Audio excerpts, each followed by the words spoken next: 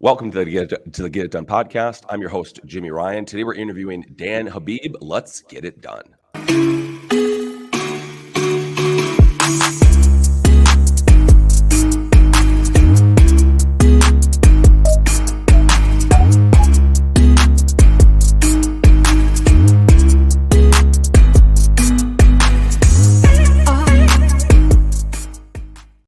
All right, the Get It Done podcast is sponsored by Team Get It Done. And today we have the Chief Revenue Officer of MBS HWY. My goodness.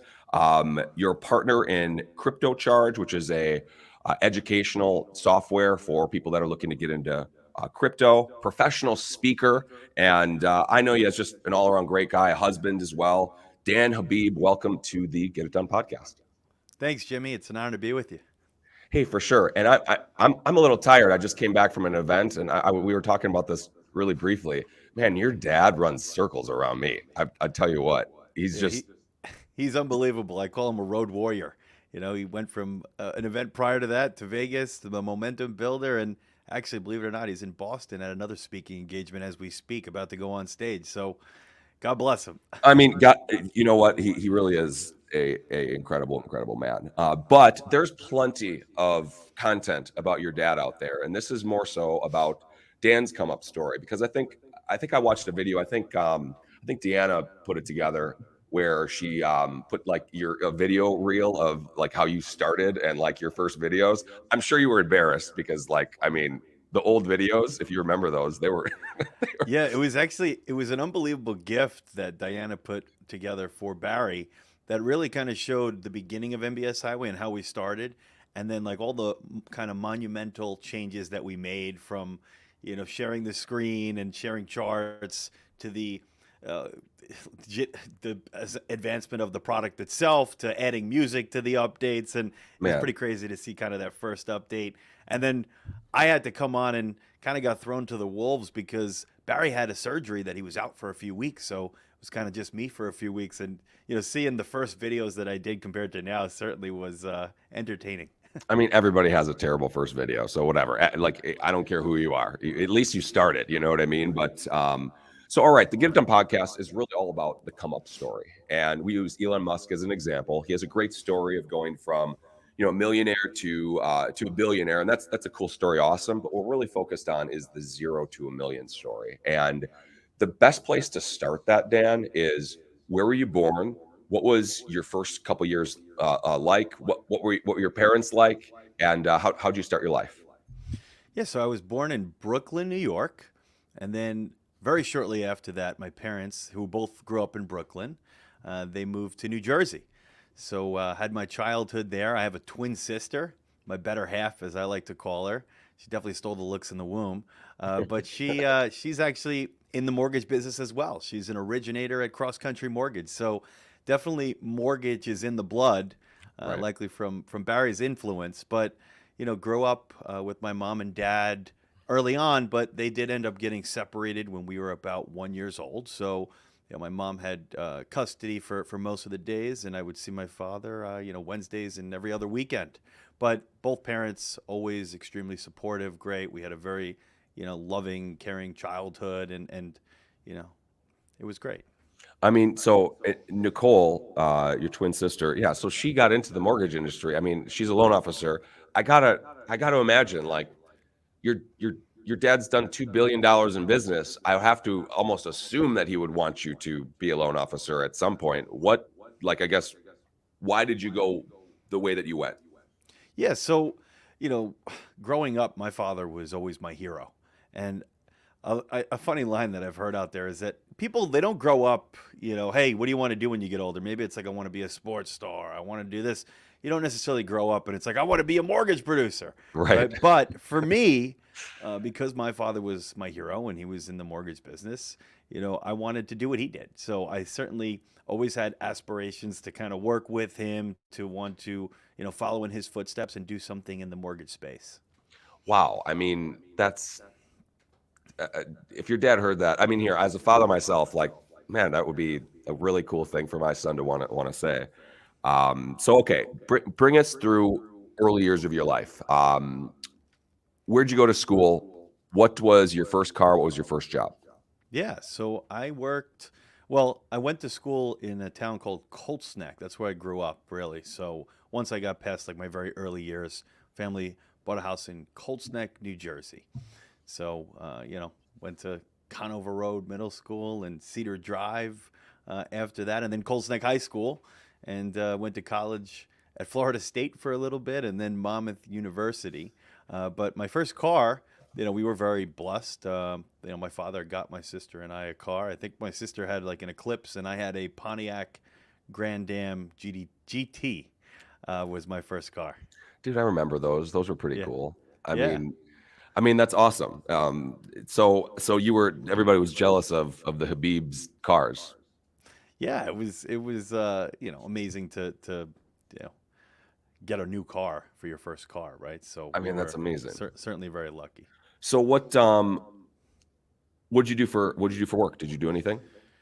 So I started, I think I was always kind of working like odds and end jobs at my father's office, So he owned a mortgage company when we were younger called CMA Certified Mortgage Associates.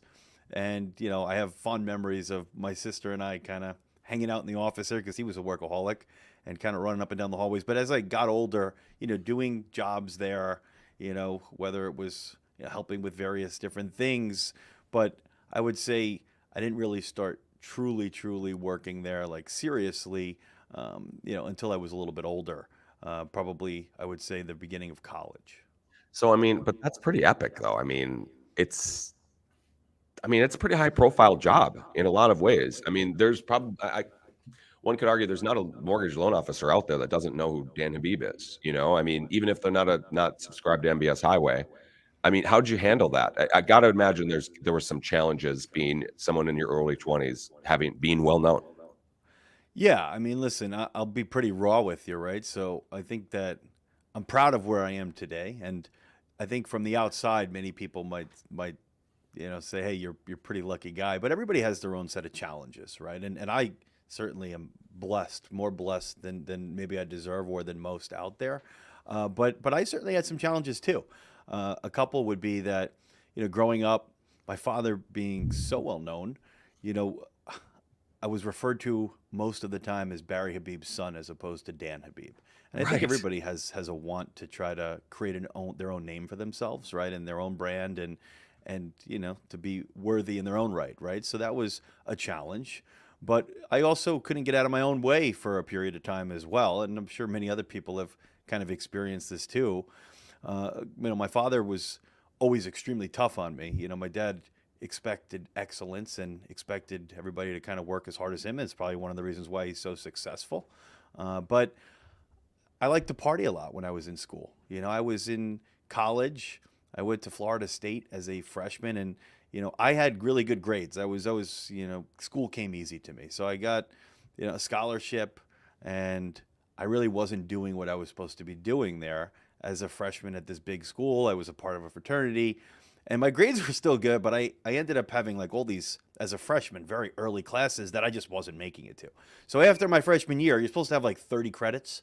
I think I had like 19. Now the grades were still good in those classes, but I had to drop a lot of them that I just wasn't attending. Right. So I knew I wasn't going to get done what I needed to get done there. So I came back and I went to Monmouth University, which was a great school.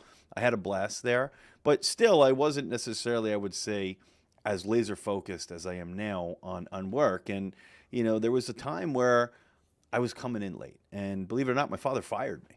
So, it was a whole big thing. Father fired me. I, went and worked at Sports Authority while I was in college for a period of time, and and nothing against, that job. It's a very respectful job, but it was a very big change from what I was doing, and I was, putting away shoes and merchandising them essentially and things like that. And it was a lesson that I needed to learn because, I think sometimes you take the opportunities that you have for granted. And, I was young and dumb and immature. And I think my priorities weren't necessarily straight. Even though I had all these wonderful opportunities in front of me, I wasn't doing what I was supposed to be doing. And, I had some ability, so I was still getting by, but it wasn't setting the right example for others there, and then I think that kind of snapped me straight a little bit. Yeah. And then I had another opportunity to come back. And when I did, things were certainly a lot different. I created the sales team at the company at the time, which was called Mortgage Market Guide. I actually recruited a bunch of my buddies from college, about 10 or 12 of them, had a very successful young group of guys. But yeah, that's a little bit about kind of how it started. And I remember MMG. I used to, I think I told your dad this, that like I printed out the way he would describe the way that mortgage-backed securities work, and I literally memorized it, like the whole thing, and like word for word.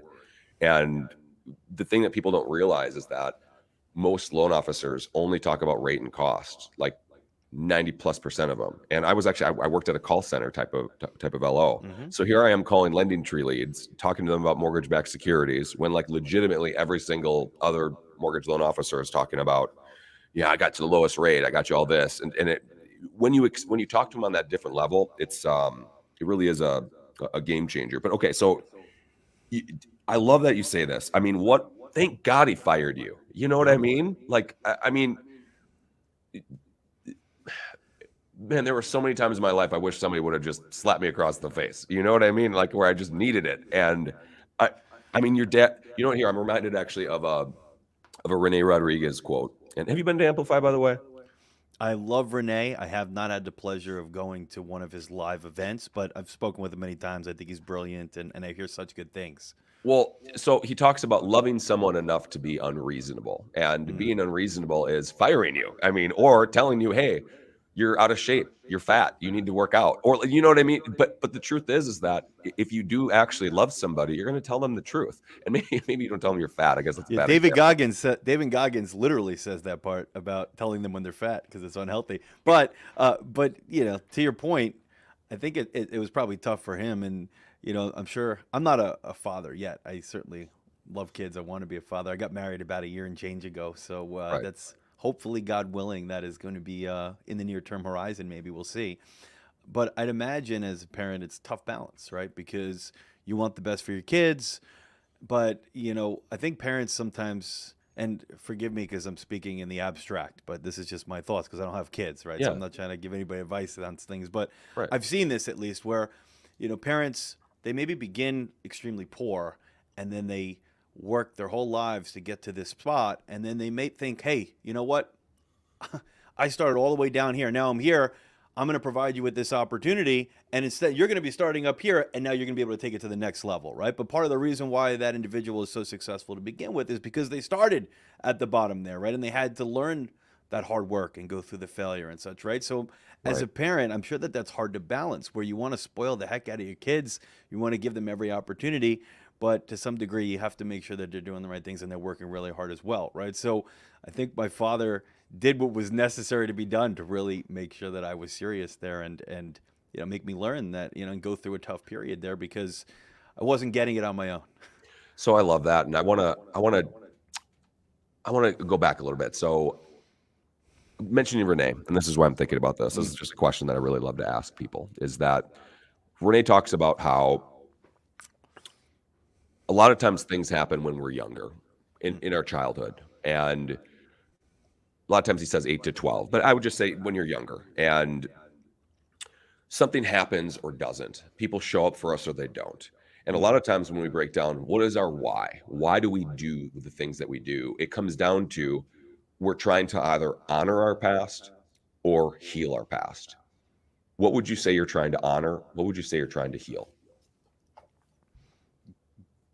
Tough question. I mean, I can answer for you what I think my why is, right? So I think I want to make my family proud. I want to be proud of myself. Don't want to, you know, I think I'm not a big excuses person. You know, I call things the way they are, and I certainly don't want to regret because I've done this in the past where I don't want to not give something my 100%. It's one thing if you fail at something and you try your hardest. Well, you learn from that experience. It's another thing if you fail when you potentially could have succeeded, but you didn't even give it your 100%, right? So that's definitely part of it. The other part is that like I've really got a passion for educating people, and you know, I think that we do a pretty good job at MBS Highway of taking some of the complicated things out there and breaking them down because there's so much misinformation in the media. You know, a lot of people just report on headlines, but it's not truthful, or they're using statistics to lie. So I've personally seen, and we have so many wonderful customers that call us, write into us, how we've changed their business and in turn changed their families' lives. But ultimately, we're trying to do good too for the ultimate customer, which is the home buyer, and having the right plan for their financial future, right? So those are definitely some of the things that drive me. I mean, absolutely. That's, and you're answering the question. You're honoring by effectively making your family proud and giving it 100%, because otherwise your dad's going to fire you for real. But like, and he should. and then and then you're healing by educating people. I mean, I just told you that I was talking about mortgage-backed securities with people, and that's like, I mean, that's like just scratching the surface of what you can, how you can actually really affect somebody's life when you help them do a mortgage loan.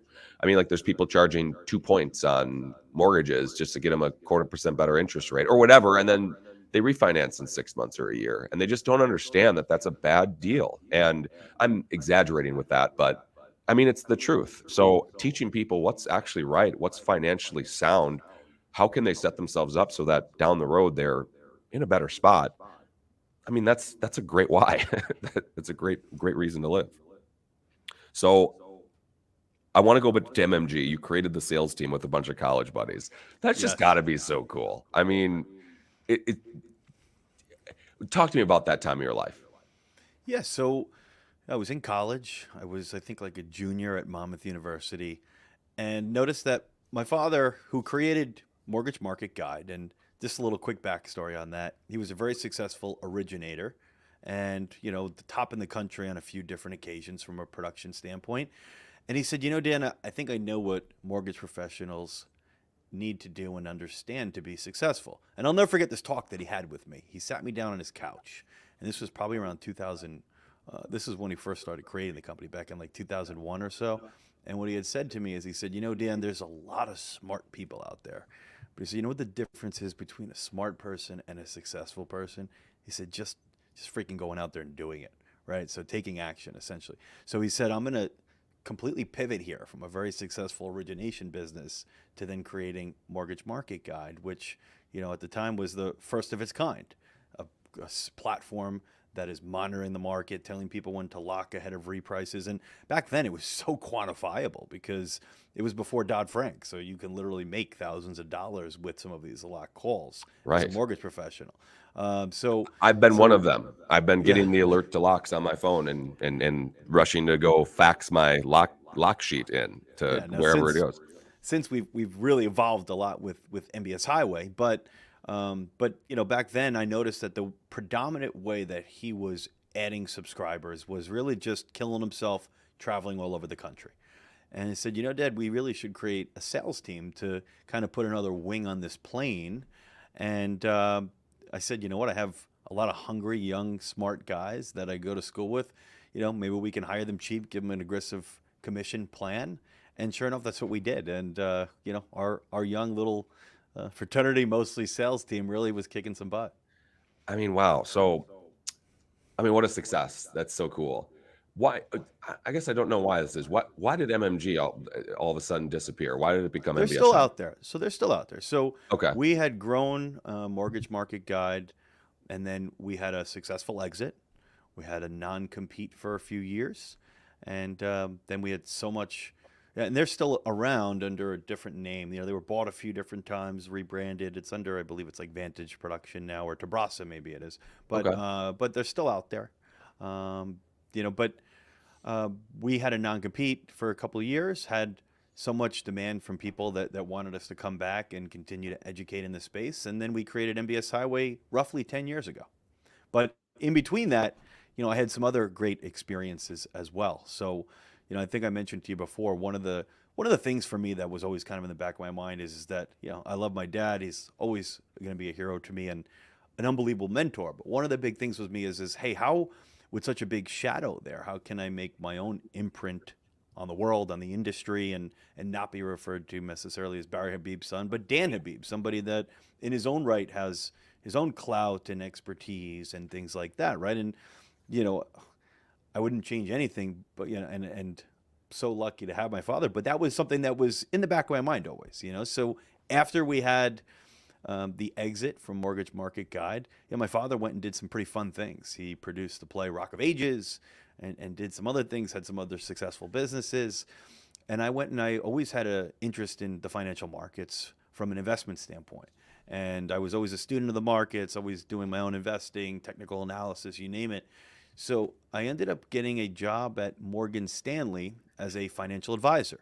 So, that was a pretty cool experience. We had like a pretty young class of, 20 something people, and you kind of work on your business, and at the same time you are studying, because ultimately you have several tests that you have to pass. You have to pass your blue sky laws, like your 63, and then you have to pass your 65. And of course you have to pass the Series 7, right? The 65 is your investment advisor license, lets you charge somebody a certain percentage to manage their assets. But the big one is the Series 7, which is, really allowing you to trade securities for customers. So, I'll never forget, it was like, all right, you got 2 months to study for this thing, and then you get one shot. If you fail, you get fired.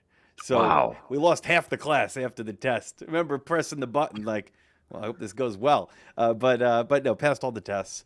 And I actually had some pretty cool experiences there, because I was a part of the #1 Barrons Ranked financial advising team at Morgan Stanley, worked for a gentleman by the name of Ed Moldaver, Jimmy Lee, and part of their team was Wayne Corbett. So I don't know if you're a football fan, but he was the very famous Jets wide receiver. And he was a part of the team to kind of make some introductions and, help that team to grow. Well, me and him shared an office for 2 years together while I was working there at Morgan Stanley. So, tough business to start out at, being green and trying to get people to give you their money to invest, right? I mean, put yourself in that, investor's shoes. Well, Hey, I right. don't want to give my life savings to somebody that's brand new in the business. So it certainly helped that I had a team to leverage. And it was a great business, was really starting to become successful with it. But ultimately, when I was approached by my father with the idea of creating MBS HWY and, coming in on like a more of a partnership level, having equity in the company and continuing to do what we were doing, but taking it to the next level, it was an offer I couldn't turn down. So, I mean, congratulations. You guys have really just crushed it, especially just with all of the renditions of what you guys have done. And then, so you said the #1 team at Morgan Stanley. So were you like, no, number one, Barron's does like a publication where they rank teams per state. It got it? was the #1 Barron's ranked financial advising team in New Jersey. Wow. Wow. I mean, So how they had a lot of assets under management. They were doing a lot of business. So that's super cool. Well, so that makes a ton of sense that you were in that, I guess, here, financial advising. That's in passing your Series 7. It kind of makes sense why you're into crypto and, educating people about it. How did that start? How did you, like, here, brother, I told you this, like, I get a new fake Dan Habib account, like at least once a month. But at one point it was like, there's so many fake accounts about Forex yes, trading and crypto. it's frustrating because I get so many messages every day. I would never message somebody and ask them to invest, or even just message somebody I don't know first, right? If somebody messages me, of course I'll be cordial and respond, but there's got to be 20 something fake Dan Habib accounts now, and I'm not alone in this. Anybody that is really having any type of advising type role in the markets, unfortunately these people, which I think it's very evil to do, but they copy your account, using technology. They change one little letter in your name. Instead of at the Dan Habib, which is my only Instagram account, they'll put at the Dan.Habib, or instead of an I, they'll put an L. And Yeah. poor people, and what they'll do is they'll be smart too. They'll see if somebody, my account's public. If you want to grow your account, you keep it as a public account, You right? have So to. they can see all my posts. And then when somebody follows me, they will real quickly see that. And then they'll follow that person back, and they'll think, oh, maybe, Dan's just following me now. And then they'll start to message them, right? So Right. that poor person now thinks that it's me messaging them, and they'll be cordial for a bit. And then all of a sudden they'll say, hey, you want to invest with me? Here, send me your money. And they'll try to essentially scam poor innocent people out of their money. So And it's very they're frustrating. smart. I mean, they really are. They go after it. It's terrible. I It's mean, terrible. But to answer your question, I after being with MBS HWY for so long and really growing here, and I think doing a lot of speaking on my own, putting in the work, being the first one in the office and the last one to leave, and doing all kinds of reading and studying and practicing and presenting. I think that I was pretty successful in making more of a name for myself in the industry, and achieving one of my goals, which was to, always be proud to be Barry's son, but also to kind of stand on my own 2 feet as Dan Habib. I like to think that I've made some progress there, and I'm proud of that. But I also try to, one of the lessons from my father, always look for opportunities and have an entrepreneurial mind. So I'm getting to the point of answering your question about crypto. Well, So it's like, it's like there's money in the streets and you're seeing it. Exactly. So I obviously am very familiar with this SaaS, subscriber-based model at MBS HWY. And I saw a need out there because I was very into early adopting into the crypto space, learning about it. I thought it was fascinating. But like other things when they're new, I'm pretty good at understanding market dynamics and how things work, have done so my whole life. But I found it very hard to understand the crypto space. And part of the reason for that is it's complicated, but the other part of the reason is that it's an art to take something that's complicated and make it consumable and easy to understand. And I just didn't see that out there. And on top of that, I saw a lot of poor people, innocent people getting scammed, and it's because they saw such an opportunity, but then people are investing in things that they don't understand. They're following Twitter for these meme coins, and they're pump and dump type schemes, right? That people create it, they provide all this excitement about it, and then they use the entering liquidity to actually exit out of their positions as the price is being bid up, and then they're left holding the bag, these poor individuals, right? So part of it was to be opportunistic. The other part was to try to, use my history and educating people and understanding of the markets and ability to take complicated things and explain them, and almost do a similar type of business of MBS HWY to the crypto space. So educating people every day on the market and how that is relevant and impacts crypto, because a lot of the same macro things still apply there, right? Also doing technical analysis and looking at charts, but really doing like a multifaceted approach, a lot of educating on different coins, which ones actually have utility, meaning they actually serve a purpose and they may actually be some value there, as opposed to the ones that are just no value at all and you could get hurt in. So that was the thought process there. I mean, so taking something complex and making it simple, I think that's literally, you just described MBS HWY. I mean, I just watched 3 of the top economists at the world at Momentum Builder talk for an hour, each one of them, and then Barry coming in and basically saying, okay, so what does this all mean? And basically tying it all together. Yep. So, I mean, they're brilliant. I mean, David Rosenberg, Peter Bookvar, and Lacey Hunt. Yeah. And they are wonderful, but Barry does a really good job of taking what they said and then really doing a good summation that is relevant and understandable for the audience there. So, okay, go to, you were talking about like bidding it up and then like exiting it.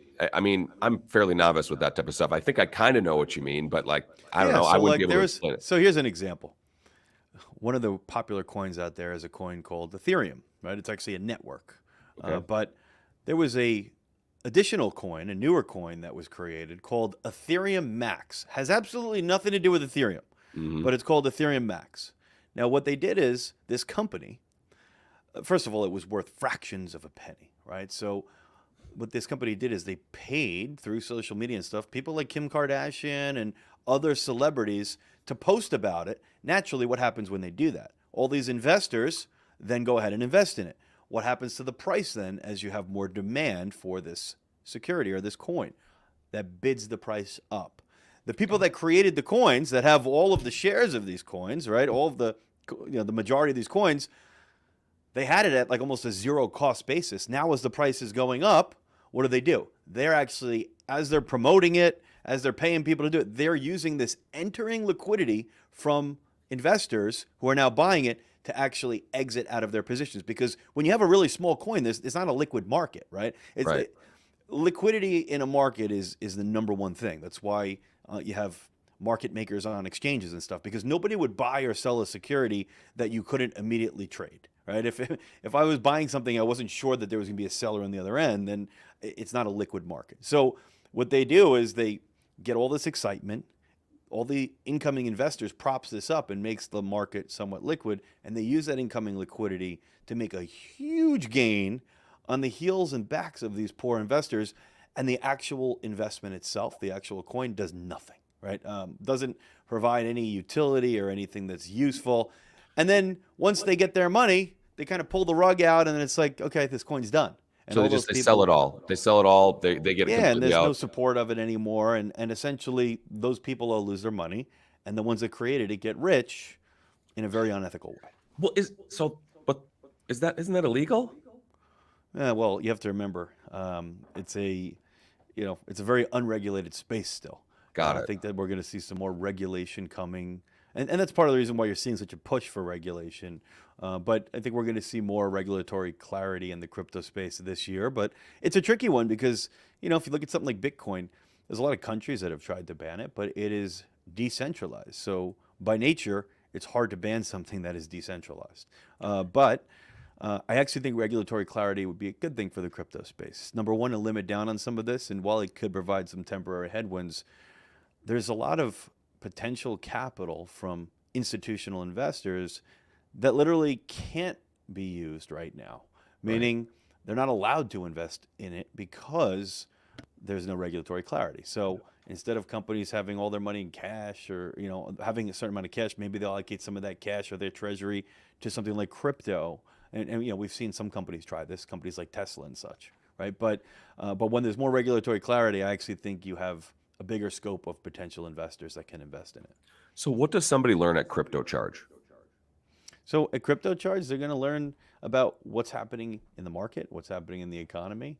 Every day they get a video that breaks down for them, the news, the charts, different projects that we like. There's also some trading ideas and such, but educating people on everything they need to know about trading and the market and its impact on cryptocurrencies. So, if you wanted to try to, be a little riskier in this market, how do you do leverage trading so you don't get, hurt? How do you do options? How do you, go long or short? Things of that nature. But also So like things like a coin library showing you, hey, here's the coins, here's what they actually do, here's the ones that you should watch out for. so you're making recommendations on here. You should go with this one, go with that Yeah, coin. it's not financial advice. It's more education, and Got it. it's what it really is trying to do is arming or preparing that investor to the best of our ability to make their own financial decisions, but to make the most educated ones that they can. So what's next? Well, we just acquired List Reports, MBS HWY did, and it's a company that we were very impressed with from a personnel standpoint, from a data standpoint, and they get their product out in front of a few 100,000 realtors, and the LO is the customer. We had a lot of white space there between our user base at MBS HWY, and we just thought it was so exciting, the potential of putting these two services together. MBS HWY does a great job of educating LOs every day, monitoring mortgage-backed securities and interest rates and helping them manage their pipeline and providing them with data and tools for every market to help them win in any transaction, show the opportunity in housing, and add a lot of value to their realtors. But List Reports gives you the agent intel portion of it. So, hey, which agent should I be going after in a proactive manner, and how can I engage with them easily? Well, here's all these alerts and all the agent data. You don't want to spend all kinds of time on a potential relationship that isn't going to be fruitful, right? Maybe they don't even do any business, right? So it's not exactly the best use of your time. So suggesting and helping you search for agents that are like-minded maybe, or that are fitting into your box of business that you want to do, and then giving you proactive alerts on how you can interact with them. And then, oh, well, once you get a realtor partner, how do you automatically add value for them, right? Because that's the name of the game right now, is everybody's being reactive. They want to get a realtor partner, but what are you doing? Are you giving them your card and saying, hey, give me your business? Or are you actually adding value? It's kind of like the book, The Art of War. You want every battle is either won or lost before it's fought. What are you doing to win that battle with the potential realtor? And I think what you need to do is, you need to find one of their listings, give them an open house flyer, and then some stuff from MBS HWY, a real estate report card, a buy versus rent, an investment property calculator, and now help that agent to sell the home. And then laws of reciprocity, I think you have a much better chance of winning that referral relationship. So there was a lot of things that we thought were exciting from a synergy standpoint, from a sharing of data standpoint, sharing of customer standpoint, that we thought we could really make a big difference and enhance each other's products. So that's, to answer your question in a long-about way, that's kind of what's next for us right now. From a MBS HWY standpoint, it's integrating these two companies and taking advantage of opportunities there. From a CryptoCharged standpoint, it is continue to hang in there in this market because it's not the easiest environment. Been a lot of negativity out there in the overall economy and such, but especially in the crypto space. You had a lot of black eyes out there. You had the Luna stablecoin debacle. You had the FTX scandal with Sam Bankman-Fried. So, it's not going to be like this forever. I think there's actually some opportunity out there because I do think that the future looks bright over the next few years. But to continue to try to get some market share there, and from a personal standpoint, I would say it's to continue to grow. I want my next presentation that I do to be the best one that I do, right? I want my next interview I do to be the best one. So I really very much have that mindset of never being complacent, wanting to continue to improve. And it's actually something I do often is I look at stuff from, maybe last month, and I'm like, I can't even believe how much better my presentation is now than it was back then, right? So continuing to grow, continuing to, try to build my own brand, continuing to do speaking events, because the only way you get better at those is by actually doing them. And from a personal family standpoint, hopefully to create a little bit of a clan of my own, a little bit of a family of my own. I have a beautiful wife, and I think we both have aspirations to have some kids maybe in the next year or so. We'll see.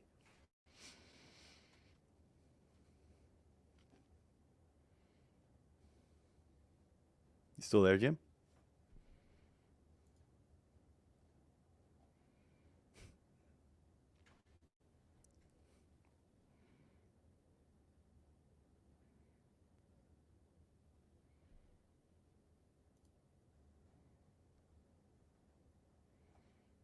Jim?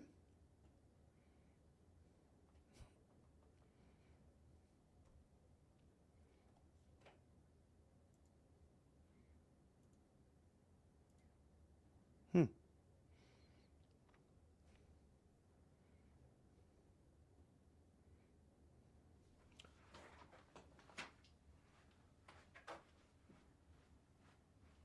Hey, Christine, I feel like I've lost Jimmy. Can you call him real fast? I don't know. I don't see him on the show.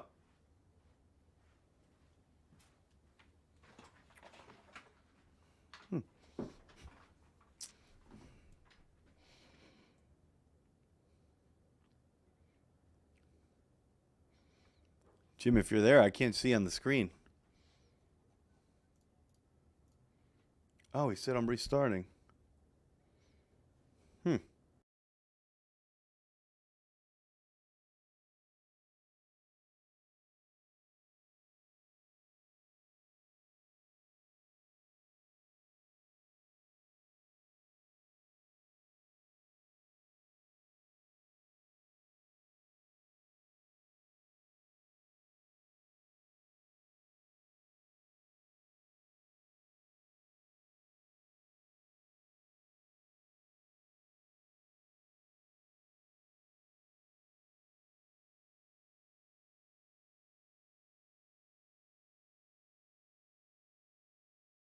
Oh, for a while. Oh, here he is. I got him back. I got him Dude, back. that is so funny. So what I love about shooting live is that like sometimes I have a Chrome update and it literally Oh, like shut it down and like literally disconnected from the internet. Um, but anyway, I actually I really love that this happened while we're doing live. It kind of makes it interesting. We're all not perfect here. We can learn from stuff. But so anyway, I don't know how much of it got, but I kept going for a while. well, it's actually I think it's still live. So actually, it's been live this whole time Oh, it has. as we're figuring it out. So okay, I want to talk more about list reports because I think that this is a really big thing. So kind of to bring us back Yeah. to recording. So I would argue that if you took the CMA class, you're subscribed to MBS HWY, and you have list reports, I mean, you're pretty much unstoppable.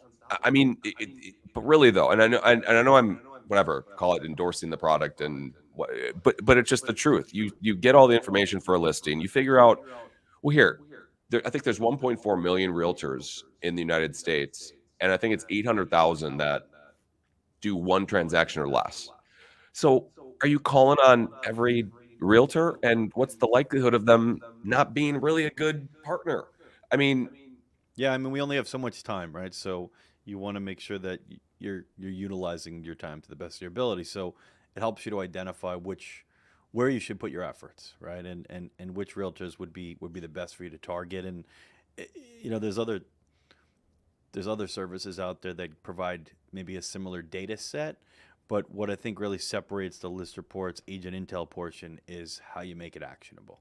So, proactively, suggesting agents that you maybe have connections to, or that would fit into your scope of business, based on previous business that you've done with other realtors, helping you to engage with them on social if they post something and it's one that you're following, telling you when there's new transactions that they've done or new open houses that they have. If there's one that you're partnered with, you might think that you're getting all their business, but hey, maybe they're only giving you 10% of their business, giving you an opportunity maybe to talk with them and seeing what they're missing from the relationship. Maybe there's things you can do to enhance that relationship. And then, identifying them and all of that is great, but then what are you going to do to continually add value to those agents without having to cause all kinds of time? Because, take all kinds of your time, because that's not going to be the best use of your time either. So the automation and, within a few minutes of a new listing, having for that realtor, a really beautiful open house flyer, marketing kits, social posts, a website, all done automatically through the use of AI and technology. It makes it very easy for you to really add a lot of value and identify the right realtors and, continue to do what you do best. So we thought it was... I feel like it's like cheating is really what it is, except like totally. I mean, you're showing up as the pro, and where everybody else is just, let me buy you coffee and I'll close your loan on time. I mean, it's just, that's what everybody does that. So one of the things we're excited about is that we have some unique things in MBS Highway too that, really help, I think, to show a customer the opportunity to help them in some comparative ways, right? Right now, there's so much negativity in the media. Right. Rates are still high, even though they've started to come down. Home prices are still elevated, although we've seen some softness. So, what's a buyer thinking right now? Hey, maybe I'll rent, right? But, it's great to say, hey, you know what? You're better buying versus renting. It's like having 100% interest rate. It's like, it's you're paying your landlord's mortgage, right? These are all fine answers, but what if you could really quantify for that customer how much better you'd be, right? Factoring everything in, who's going to win that trust, who's going to win that transaction. So there's a lot of stuff within MBS Highway that can really help on these listing appointments to win the listing at these open houses. So we really are excited about creating some new products, taking both services into account, identifying the realtor, automatically creating some of the pieces in MBS Highway for these agents that have listings, and in a proactive way giving these to the agents so you can gain a new referral relationship like automatically, and I think it gives you a much better chance. So I 100% agree. I kind of know, I don't know what's all available yet, but I know that when you pair the two together, it makes it pretty tough to compete with. And I would argue too, you deserve it. You deserve the business then, because you're bringing value.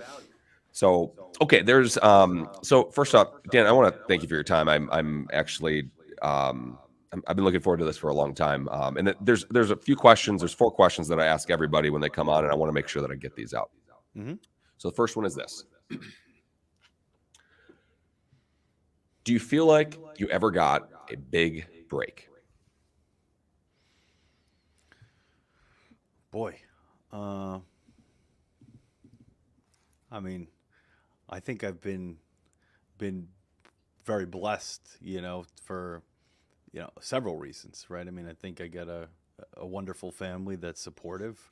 I have the best mentor in the world for in my eyes for what I want to do, and my father that, boy, I mean, how lucky am I to have Barry Habib to kind of teach me, the way of business and financial markets and stuff, right? So I have very lucky with my wife, right? She's very supportive of me and keeps me in line and is always looking out for my best interest. I have 4 sisters actually and 2 brothers, and they're all wonderful. So I don't know if I can just say I have one big break, but I think I'm a very lucky guy, and I've been really, really blessed in my life. So that's how I would answer that. I love it. All right, next question. If you were to do it all over again, Dan, what would you change? I'm a kind of a believer in that things happen for a reason, right? So it would be easy for me to sit here and say, well, I would have I would have worked harder when I was younger, and I would have taken things more seriously, because then I would be able. I mean, and this is, I guess, one way I could answer this is that, hey, I've done so much in the last several years once I got serious. Imagine if when I was 21 I was this serious, where would I be today? But I do think, as I mentioned before, that a lot of times things happen for a reason, and if you don't go through, some of those lows, some of those struggles and pain points, then you're not going to be the same person that you are today. So I don't know that there's really anything that I could pinpoint that I would want to change, because it's kind of shaped who I am today. I mean, 100%. I totally agree. Was there ever a time, Dan, you felt like giving up? Well, you got some tough questions at the end here, Jimmy. I know. A time when I felt like giving up. Yeah, I'm sure there's been several times in my life that I felt like that. When I was fired from my father, and I was, in college, learning a tough lesson, and getting accustomed to a certain lifestyle, and then now I'm making a very little bit in comparison, and I'm struggling through school, and that was certainly a challenging time. I think that's the biggest one that would point out to me. That's great. I mean, the truth is that, I love the answers that I get to this question. And like, some people are like, every day I think about giving up, and other people are like, well, look, it's the struggles that make you stronger. And I think that's, Yeah, that's what you're into. I don't think about giving up much. I try to be very mentally strong. I'm a big believer in, like, those that say they can and those that say they can are both right. So, like, most people Right. that know me will be like, Dan's always in a good mood, or he's always, a very positive person, because I really think that has a big influence in your outcomes, right? So always being, optimistic, being Right. confident. So, giving up is never really an option in my vocabulary, but if I ever had to pinpoint a time, I would say that was probably one of the lowest points. Well, here I lost internet connection. I could have just said, "Oh well, screw it." Like, we're rocking this out. No, we're getting this done. So, and speaking of that, so okay, the last question to set it up. So there's a young Dan out there. Maybe they are a twin. Maybe their father is so big that they live in their father's shadow. Hmm. Maybe they're getting fired. Maybe they're showing up late. Maybe all they want to do is make their family proud. What advice would you give to someone looking to get it done? Don't feel sorry for yourself. There's a lot of reasons why you're very lucky, right? So don't make excuses. Don't feel sorry for yourself, and just do the work, right? So don't procrastinate. The sooner you start putting in the work, the sooner people will recognize your efforts, and you'll be able to stand on your own 2 feet, right? So work hard, really. I love it, man. I love it. All right, I want to thank Dan for coming on the show. And Dan, I didn't prep you for this question up front, but I'm gonna do this in the show notes. But if someone wanted to reach out to you to connect, what would be the best way for them to do so? I think social media would be great. I would love to, if you're listening, to kind of keep in touch. And I post a lot of stuff on social, especially on Instagram, doing some short videos and content on what's happening in the market and things like that. So it's at the Dan Habib. And once again, just be careful, because there's a lot of scammers out there changing letters, putting periods. But my handle for almost everything is the Dan Habib, whether it's Facebook, whether it's YouTube. I have a show called The Dan Habib Show, or Instagram, where I'm probably most active, is at the Dan Habib. All right, you heard it here. So once again, I want to thank you for spending the time, Dan. I want to thank our audience for joining us. And this has been the Get It Done podcast. You can find us on Apple Podcasts, Spotify, anywhere that you listen to podcasts. And if you've enjoyed the show and you want to send us some support, hey, can you do me a favor? Can you open up Apple Podcasts, scroll the way down to the bottom, and hit that 5-star? That would be awesome of you. And once again, I'm Jimmy Ryan. This has been the Get It Done podcast. Thanks so much for listening. Thanks, Jimmy.